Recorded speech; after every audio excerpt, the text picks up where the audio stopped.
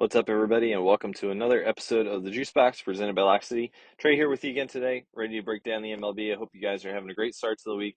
Today, we are on episode number 63 of the JuiceBox, and again, we're going to continue to break down America's pastime, talk a little baseball. But before we get into that, let's go ahead and just remind everyone who's listening that you can join our premium tier Discord for just $5 a month. Go to wap.com/LockCity. And this will get you access to every cheat sheet every day across all active major sports, picks from all 9 of our pro cappers, and tons of sports-specific and stat-specific data points on a daily basis to help you become a better sports bettor. That's wap.com/LockCity. Instant access for just 16 cents a day. I recently talked to a few of my in-real-life friends to join, and they're already loving life here in Lock City. So go ahead, join while the getting's good, and let us help you make a little bit of money. Before we start to break down today's MLB slate, let's take a look at yesterday's games. Monday was a little bit of a shorter slate across the league, but it did have some fun action, and we'll start it off with the Marlins and the Dodgers. The Dodgers best the Marlins 7-4, and Alcantara picks up his 4th loss in the year, and his ERA now has ballooned up to 8.4. He's off to a rough start there, coming back off the injury with the Marlins. The Padres win 4-3 over the Yankees in the Bronx. That was a pretty exciting game there. Capped off with some 8th inning theatrics by the Padres, scoring 4 in the 8th to grab the win from the Yankees right when they thought they had it all wrapped up. Elsewhere across the league, the Reds lose to the Braves. They get shut out 4-0 in that one. Smith Short, he threw an absolute gem for the Braves, and he's now 2-2 with a 3.0 ERA. Really nasty injury to the Reds left fielder. Forget the kid's name, but went for a catch, crashed into the wall, broke his forearm. You'll probably see that online if you haven't already. In Chicago, the Cubs get the best of the Giants, 9-2 in this one. Both teams now 22-14. And just a lot of offense for the Cubs. I don't know what else to say about them at this point. Their offense is just unbelievable and continues to produce every single night. The White Sox lose to the Royals. They get shut out 3-0 by the Royals. The Royals had Cole Ragans on the mound. He picks up his 2nd win on the season. The Brewers take one from the Astros 5-1. And in this one, Myers picks up his 1st win of the year, and Blanco slides to 2-3 with an ERA just under 5. The Cardinals take down the Pirates 6-3. The Cardinals are now 17-19, and they're looking if they can take the rest of the series to be back at 500, while the Pirates are sitting at just 12-24. The Mets are 5-4 winners over the Diamondbacks here. The Diamondbacks tried to make a little bit of a comeback in the 8th, scoring 3, but they couldn't make it all the way back. Diaz picking up that save in the 9th to shut the door on them. The Mariners lose to the Athletics in Sacramento. 7-6 was the final here. And despite some offense early on by Seattle, this one ended up going the Athletics' way in extra innings. Both teams scored in the 10th, and it goes to the 11th, and the Athletics are able to push one across the board for the walk-off win in that one. Guardians and Nats got rained out yesterday, and they'll actually be on top of our conversation for today as they are playing a doubleheader to make that one up. But before we get into that, let me tell you a little bit about how we're going to break it down today.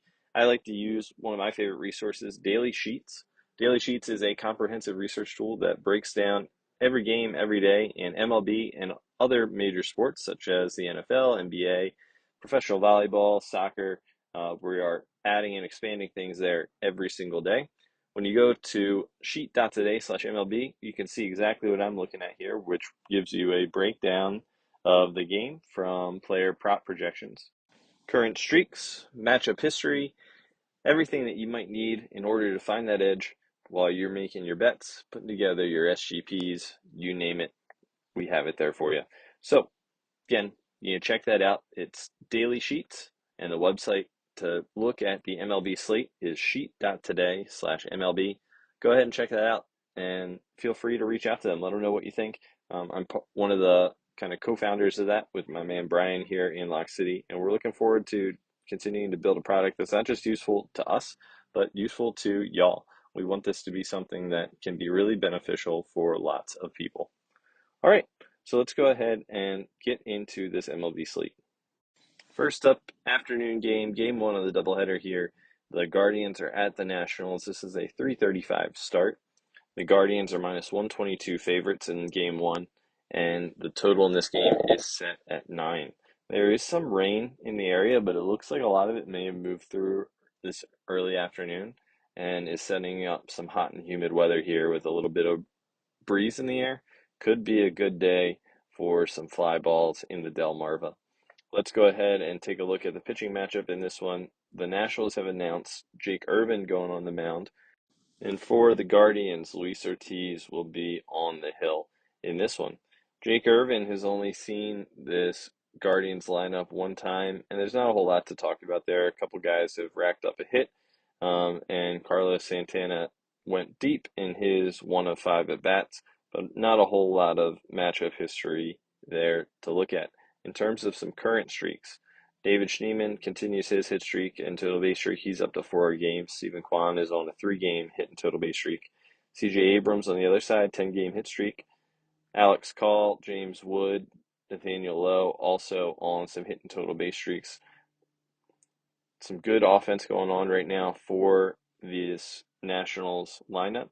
One thing that's also standing out to me about this Nationals lineup is they have a couple guys here who have stolen base streaks going on. Dylan Cruz and Jacob Young haven't been afraid to hit the gas and go if they get on base.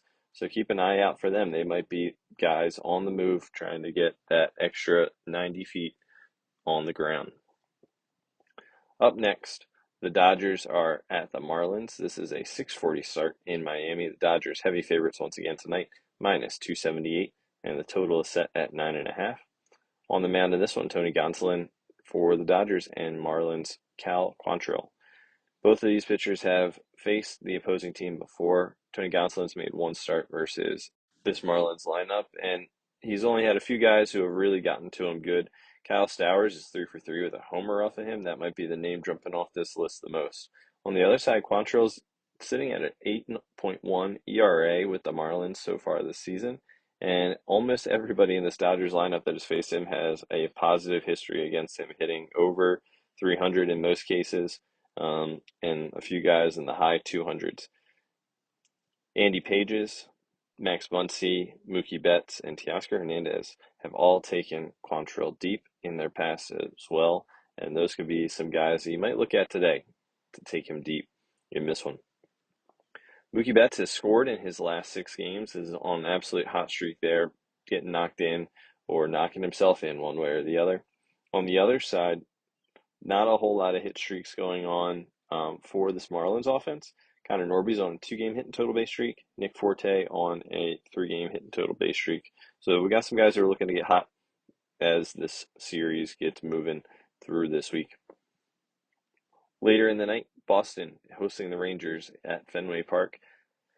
The Rangers are minus 120 favorites in this one, and the total is 8.5. Nathan Eovaldi on the mound for the Rangers, and Lucas Giolito making his second start of the year for the Red Sox. Eovaldi has seen this Red Sox lineup a few times in his career and has some guys with some really favorable numbers against him. Duran is 2 for 6 with a homer. Alex Bregman 10 for 32. That's 313 with 2 home runs. Wilyer Abreu 3 for 4 with 2 home runs as well. On the other side, some of these Rangers hitters have also had some success off Giolito in the past. Jock Peterson is 3 for 6. Corey Seager 3 for 10 with a homer.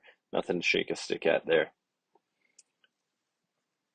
The Padres are still in the Bronx tonight. 7:05 start at Yankee Stadium. The Yankees and the Padres here are pretty much even on the money line, minus 110 both ways, and the total in this one is set at 8.5. Mike King on the mound for the Padres and Clark Schmidt on the bump for the Yankees. Mike King sporting just over a 2.0 ERA for the year. He's been off to a fantastic start. And for the Yankees, Clark Schmidt, 5.5. He's had some tough goes and given up quite a few runs in his starts throughout this year. In terms of matchup history, there's not a whole lot here, but we can look at who's hot coming into this game. And Manny Machado is on a 6-game hitting tear, covering his hits and total bases, and also scoring in his last 4. Xander Bogaerts is on a 2-game hit, total base, and RBI streak. On the other side for the Yanks, Trey Grisham is hot, 3-game hit streak, 3-game total base streak. Goldie, he's on a 2-game hit and total base streak. He's also scored in his last 2. Cody Bellinger has gotten a hit and total bases covered in his last 3. The Phillies are at the Rays, 7:05 start here down in Florida. The Phillies are minus 122 favorites, and the total is set at 8. Zach Wheeler on the mound for the Phillies, and for the Rays, Drew Rasmussen. Rasmussen's been absolutely awesome to start the year for the Rays, and Wheeler has been a little bit bumpy. This is going to be a tough spot, but I think it might be a good spot to back the Rays. Maybe look at a first 5 number or even a first 5 run line here in this one. In terms of some matchup history, Kyle Schwarber is 3 for 8 with a homer off Rasmussen in his brief appearances versus him in the past. On the other side, Jonathan Arenado is 2 for 2 with a homer off Zach Wheeler. Brandon Lowe, 3 for 12 with a homer. Christopher Morel, 2 for 9 with a homer off the right-hander. The Braves are hosting the Reds, 7:15 start in Atlanta. Braves are heavy favorites, minus 218. The total in this one is set at 8. Chris Sale on the mound for the Braves, and Andrew Abbott going on the mound for the Reds. This is a left versus left battle tonight on the bump. Chris Sale has seen this Reds lineup and has some matchup history here. Blake Dunn has gone 2 for 2 and taken him deep once. And outside of that, not a whole lot of jump off the page offense here. A hit or 2 here and there. Chris Sale looked to kind of settle down as this season goes. The veteran struggled to start the year a little bit and giving up some runs. Not exactly the classic Chris Sale shutting them down that we're used to see from his past.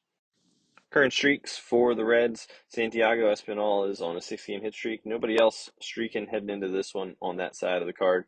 On the other side, for the Braves, Austin Riley's on a 4-game hit streak. Matt Olson was hot in the last one. He had a hit and a home run, did some damage, knocking some runs in. Verdugo, 3-game hit and total base streak there as well. Eli White, the bottom of the order, covering his hits and total bases in the last 3 also. 7:40 start in Kansas City. The Royals in this game are hosting the White Sox. The Royals are minus 230 favorites, and the total in this one is 8.5. On the mound for the Royals, Seth Lugo, and for the White Sox, Sean Burke. Seth Lugo is sitting at a 3.07 ERA and is settling in rather nicely to the season. He's faced a few of these batters a couple times in his time in the league, and nobody's really knocking the ball out of the park or anything against him. He's given up a hit or 2 to a couple guys, but a lot of really good matchup history there favoring Lugo. No matchup history against Sean Burke for this Royals offense, so we'll have to hope that they can see the right-hander well and get the job done. A lot of teams have been able to do that. He's averaging just 13.8 outs on the year, and he has an ERA of 4.9 at this point. Take a look at some trends going on heading into this game. Chase Meadroth has stolen a base in the last 2. Michael Vargas on a 3-game hit streak. Benintendi scored in his last 5. On the other side, Jonathan India, Bobby Witt, Miguel Garcia, and Drew Waters, Kyle Isbell, all on 2 or 3-game hit streaks and just been really doing well. They had an awesome time in Baltimore, and they continue that as they head into this series. The Giants are in Chicago again tonight. The Cubs are favored 148 on the money line here, and the total in this one set at 8. Verlander on the mound for the Giants, Colin Rea on the mound for the Cubs. Rea's just been absolutely awesome and probably the best addition to their rotation that they've had so far. He has seen a few of these guys a couple times, maybe 1 or 2 starts in some of these cases, but in terms of the Giants, there's not a whole lot here to this history. Yaz is 3 for 5 with 2 homers, and that might be the most impressive thing in this lineup in terms of matchup history. On the other side, Verlander has seen some of these Cubbies before, but nobody's really knocked it around too hard against him. Nico Horner is 3 for 3. Nicky Lopez 2 for 3. Carson Kelly 2 for 4. But everyone else has kind of struggled against the veteran right-hander in his appearances versus the Cubs. The Orioles are in Minnesota tonight. Minnesota's minus 155 favorites. Target field total here is set at 8.5 for the 7:40 start. Cade Povich on the mound for the O's, and Pablo Lopez going for the Twins. The Orioles see right-handers better, but have just had that kind of year, right, where it's a struggle. In terms of some matchup history, Adley Rutschman is 3 for 9 with a homer, and Ryan O'Hearn 3 for 11 with a homer off of Pablo Lopez, but he's also shut down a good number of these guys in the lineup for the O's as well. Not a lot of matchup history for the left-handed Povich, so we'll look to see what Povich we have on the mound tonight. Is it the one that is kind of good, staying away from the middle of the plate, biting on the changeup and getting good swings and misses, or is he missing to the middle of the plate and getting hit hard? Tough to say. Tough to back the birds these days right now. The Astros are in Milwaukee. The Brewers are minus 115 favorites at home, and the total in this game is set at 8. Hayden Wesneski is on the mound for the Astros, and Chad Patrick going for the Brewers. First start for Patrick against the Astros. Wesneski has seen a few of these Brewers hitters before. Bryce Terang is 2 for 2 against him. Sal Frelick 1 for 4. Not a lot of other positives there. The Astros come into this game, though, red hot. Jeremy Pena on a 9-game hit streak. Isaac Paredes on a 6-game hit and total base streak. Yanier Diaz on a 4-game hit streak. Jake Meyer, 6-game hit and total base streak. Mauricio Dubon, 7-game hit and total base streak. Just absolutely on fire up and down that lineup. On the other side, some small hit streaks, 2 and 3 games going on for the Brewers. But they'll be looking to see if they can get it done on the right-handed Wesneski. The Pirates are at the Cardinals, and the total in this game is set at 7. The Pirates are minus 130 favorites, and without even scrolling down, that's going to make me guess it must be Paul Skeens' day. And would you look at that? The right-hander is on the mound for the Pirates tonight. It's about the only time I think they'll be favored all year is when he is on the mound. Matthew Liberatore on the mound for the Cardinals. Paul Skeens is sitting at a 2.74 ERA to start the year. He has not had the strikeout numbers that he's had in other years. He's utilizing his arsenal to get outs in other ways. Liberatore, on the other hand, is sitting at a 3.44 ERA, and he's done pretty well against this Pirates lineup in the past. Brian Reynolds sees him well. He's 4 for 9 with a homer, but other than that, not a lot of damage being done against Liberatore there on the mound for the Cardinals. On the other side, Nolan Arenado has had pretty good success against Paul Skeens. He's 4 for 11 with a homer off the right-hander, and Skeens has given up some big home runs this year. So that could be one to take a look at. Arenado does come into this game pretty hot on a 3-game hit and total base streak. 8:40 start in Colorado. The Rockies are hosting the Tigers. The Tigers come into this one heavy favorites, minus 185, and the total is set at 9.5. Weather report coming in from our local Colorado resident, the Data Shark, is that it is a little cold and rainy today, though. So maybe might not be the day for some major offense or some electric pitching. Just that kind of whatever you got to do to get done day that baseball tends to have. On the mound, Jackson Jobe for the Tigers, to be determined for the Rockies in this one. Some big streaks coming into this game. Hunter Goodman and Jordan Beck both on hit streaks for the Rockies, looking to continue their prowess so far this year.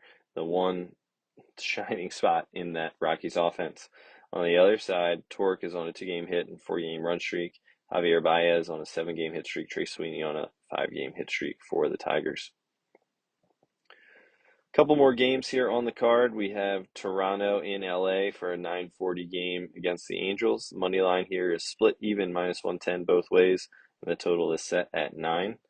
Tyler Anderson's on the mound for the Angels. He's been awesome to start the year, 2.67 ERA, but this Blue Jays lineup has seen him about twice before and really gotten to him in the past. Bo Bichette, 3 for 4 with a homer, and B. Santander, 2 for 3 with a homer. Varsho, 7 for 12 with a homer against the left-hander. So this could be a tough day for Tyler Anderson. We'll have to see if he's some sort of new and improved Tyler Anderson this season. On the other side, the Blue Jays haven't announced the pitcher yet, so we'll be looking to see who they have on the mound when they post their lineup a little bit later. No active streaks going on for this Angels lineup in our data. It looks like it might not be refreshed right now, so you can check back later on that. On the Blue Jays side, Bo is on a 1-game hit and 2-game total base streak. Vladdy has hits in his last 7. Alejandro Kirk hits in his last 4. So looking to see what kind of trouble this Blue Jays lineup can cause for Tyler Anderson tonight in this one. The Mets are in Arizona, and they will try to hold off the D-backs at home again in this one. David Peterson going on the mound for the Mets, and Zach Gallen going for the Diamondbacks. Zach Gallen has struggled a little bit to start the year, 4.93 ERA, giving up some runs, but he is their ace. He has been their ace for the last couple seasons, and he knows how to get the job done. But this Mets lineup is tough, and he'll have to do some weaving and bobbing to get through this lineup unscathed. Same thing on the other side for David Peterson. This D-backs lineup has ways to score both power and putting it together up and down, so they will both have to be careful. David Peterson has faced the D-backs before, and he's got some guys who have really gotten to him. Pavin Smith is 4 for 6.